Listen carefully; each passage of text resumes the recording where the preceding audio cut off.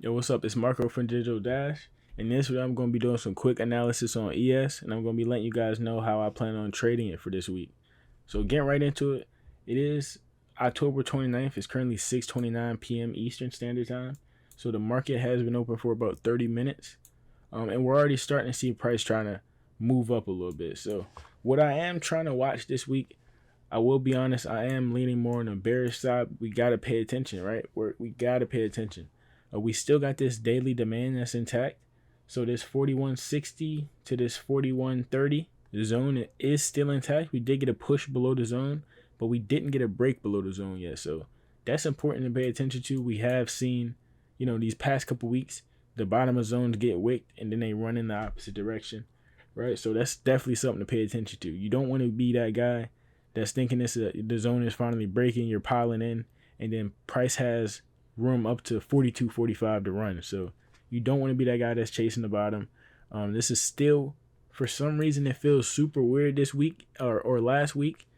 It feels super unnatural. It doesn't feel proper, right? You would think things would be selling off. I mean, sellers have been showing up these past couple of days and these past 2 weeks, but things don't feel like it's really trending, and things don't feel like it's, it just doesn't feel proper to me yet.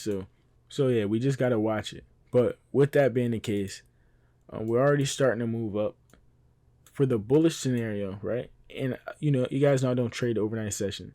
So for the bulls, just seeing how this area holds up overnight, seeing if buyers continue to move price up. We definitely want to see what happens when price gets to this 42.10. This is a zone where we have a gap right here. So of course we love seeing that gap fill. We see it happen a lot of times. I want to see if sellers can keep price below this 42.10. If we can come up, fill this gap, push these highs, fill this gap, and price starts turning around, we could be getting a good situation for us to target these lows and finally break this zone and continue lower, right?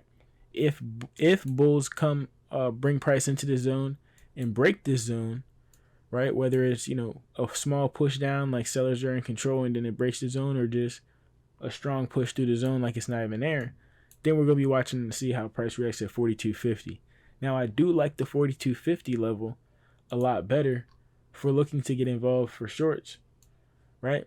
Because it's just a better recipe for success, in my opinion. The thing is, I don't like that price will have to pull past these lows, though, right? So we did break this structure. We did take these lows out.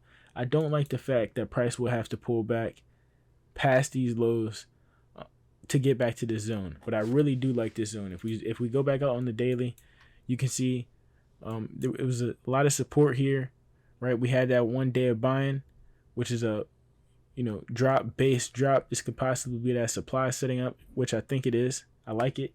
A daily supply here setting up, and it's price drop, took it to those lows. This was a super strong area we wanted to hold, right? Not only did we break that area, we also took out the lows of this day back here, which held. So again, just bears showing their intent. Really strong area. I like this 42.50 to take sells from. So again, we could see those buyers break this 40. That's not to say we got to ignore this zone though, right? Sellers do appear to be in control. We could see price pull back into the zone and continue in trend, right? So it's not to say we completely ignore this zone, but we do want to pay attention to how price is reacting in this zone. And if bulls do pile in the zone, that could be good for bears, because if bears do take control here, those bulls are going to have to sell to close their position, driving the price lower. So that could help us with targeting those lows down there for the sellers that are looking to get involved at 42.50. So for the bullish scenario, again, waiting to see how price reacts overnight, waiting to see what levels get formed overnight, and how bulls can hit your eye targeting this 42.10, right? For the ones that want to be early.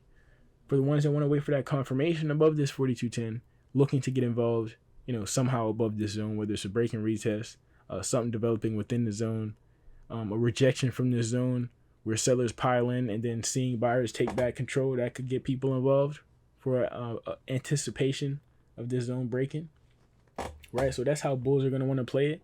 And then sellers, again, I'm watching this zone to see if we're getting a reaction with actual solid follow through, removing the structure that was created on the way up, right? And then the same thing at 42.50. 42.50 being the place where I really want to, let's see sellers really got to do their thing. If we get any type of move back above 42.90, then bulls are working their move a little too well.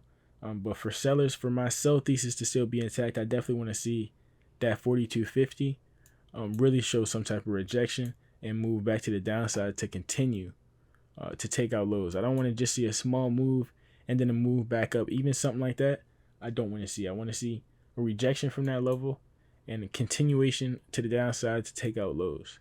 So not anything too crazy this week. Again, something feels weird in the market. Something feels unnatural about this sell-off. It doesn't feel like they're just steamrolling the buyers how they should be. I mean, usually when we see sell-offs, they're happening quick, they're happening fast, and they're really selling off aggressively. Last week it seems kind of unnatural, so I'm glad I had to step away and not really be too involved in the market. But again, I'm doing the same thing this week. My levels are set, my alerts are set at the levels I want to get involved in the market at, and I'm just gonna wait for those to trigger.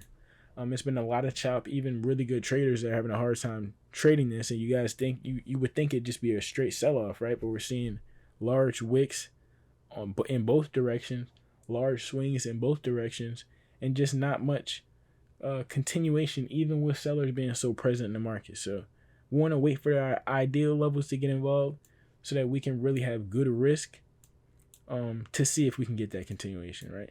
It's one thing to sell right here and then price can pull back and stop us. So we want to get involved at the best areas that really give us a good chance at success with some shorts. So that's all I'm looking at for this week, guys. Make sure I leave a like, hit the subscribe button so you guys don't miss another video, and I'll catch you guys in the next one.